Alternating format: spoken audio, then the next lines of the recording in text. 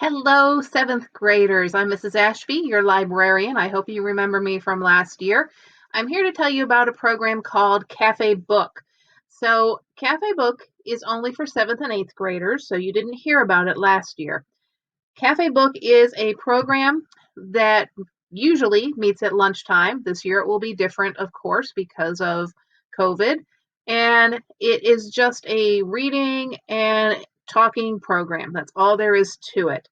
There are 16 books on Cafe Book, and we ask that you try and read 3 of them, but there are no assignments, there are no grades, there are no projects. It's just reading and discussing with your friends. So we will meet on Tuesday mornings from 9:15 to 9:45, about every other week, not every week, but on those dates there. And there'll be a Cafe Book Google Classroom where you can talk and chat about the books on there too, virtually or writing, not actually talking. So we will be meeting this year, since it's virtual, with 4 schools at one time. So it will be us, H.H. Poole, A.G. Wright, and Dixon Smith Cafe Book students all meeting together. The books, there they all are, have all been published in the last year. So they are all the latest, newest, greatest books for young adults. So these are things that have been chosen by a group of librarians and teenagers, people who were in Cafe Book last year, that they thought were going to be the best books to talk about this year. So I'm going to tell you about just 3 of them so that you know about some of them, and then I'll tell you more about Cafe Book after that. So this is the first book I'm going to tell you about, City Spies. As the book begins, a girl named Sarah is facing trial. She is about your age, and she's a super hacker, and she has hacked into an organization, a government agency that she wasn't supposed to, and her court-appointed lawyer is telling her she should just plead guilty and spend some time in juvenile detention. And as he's telling her that, another man comes into the room and says that he is her new lawyer and that there's no reason for her to plead guilty. And the other lawyer doesn't believe him. So he is sent upstairs in the courthouse to try to find out whether this is true or not.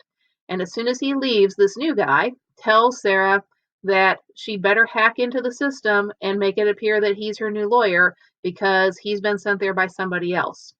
So she does, and she leaves with him. He is part of an organization like MI6, the British intelligence agency, and they recruit young people with special skills, in her case for hacking, to become spies for MI6.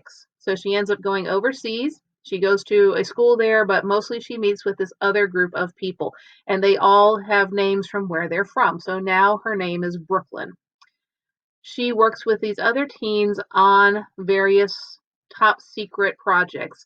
And the one that's in place when she gets there is they are going to go to a special competition that is being held in Paris, and they are there to find out what's going on because the guy who runs this competition, he's kind of like Bill Gates. He has so much money, and they believe that there's a threat against his life. And the only way to infiltrate is for there to be teens actually in the competition. So they have to come up with a project to get entered and get high enough that they can make sure they keep an eye on everything that is happening there. So Brooklyn and her friends, they enter, they get to the top 10, and then they discover what's really going on, and they have to try to stop it. That is City Spies. Another book for Cafe Book this year is Bloom. So this takes place in a small town in the Pacific Northwest, and a rain falls, a really heavy rain. And a couple of days later, these black plants start growing everywhere. And if you cut them down, they come right back. If you try to burn them, they're toxic and it can almost kill you. Our main character is Anaya, and Anaya has had allergies her entire life. She's allergic to almost everything, but these plants, for some reason, do not bother her. Now, they bother everybody else in town, but this is the first thing that she's not been allergic to. There's another girl named Petra, and Petra and Anaya used to be friends, but they had a falling out, and Petra is actually allergic to water, which is a real thing that can happen. But she accidentally drinks some water that one of these plants was in, and she doesn't have a reaction to that. So she's not allergic to the plants. Anaya's not allergic to the plants, and there's a third boy named Seth, and Seth has his own secret of something that is different about him that we don't learn about for quite a while. So he also doesn't have any problem with the plants. So the three of them are the only ones who seem to be immune from whatever's going on with these plants.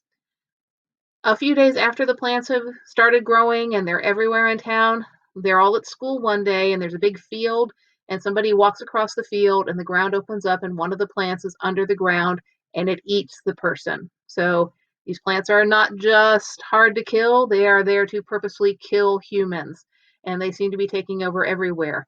What's more, we find out that they didn't just fall or didn't just grow in this town. This rain fell all over the earth. So everybody is fighting these. And since these three teens seem to be immune to them, they are taken in to study and see if they can possibly figure out what's happening that they don't have problems with them. And we find out some special things about these three and why it is they are okay. And then a third one to tell you about, Elizabeth Webster and the Court of Uncommon Pleas. I don't really like that cover, but it's a great book. So Elizabeth Webster is just an average middle schooler, has a couple good friends, but doesn't stand out in any other way. And one day, this boy, really popular boy, Henry, comes up to her at lunch and asks if she will be his math tutor. And she's good at math, but not necessarily tutor quality. But she agrees to go with him. Her and her best friend Natalie go to his house to tutor him, and it turns out that's not what he needs. He actually has been seeing a ghost. This female ghost comes to him every day, and she has asked him to get Elizabeth. So this ghost has mentioned Elizabeth by name. And the deeper they go into this, Elizabeth finds out that her grandfather, who she knew was a lawyer, and she knows her dad's a lawyer, although her dad has been missing for a lot of years, so she doesn't know where he's gone. She finds out that the family business is to defend dead people. So they are lawyers who defend people who are dead or people who are ghosts or demons. They take their cases and defend them to keep them from going to somewhere bad. And there's different places in the book that they could be going. So Elizabeth's family business is defending people who have been damned. So now that she's shown up, her grandfather thinks she's ready to go, even though she doesn't know anything about law, even though she's a middle schooler.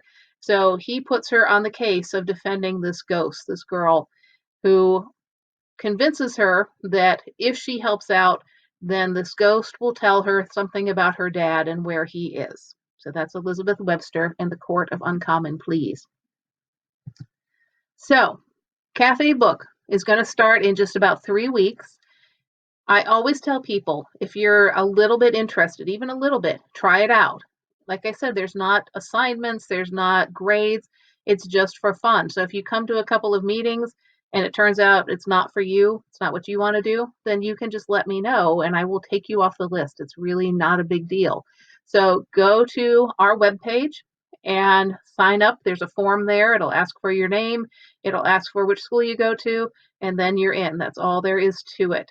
And we'll talk about all the books eventually, so you'll hear about them all, and we'll have a great time discussing them. Try it out. Go there now.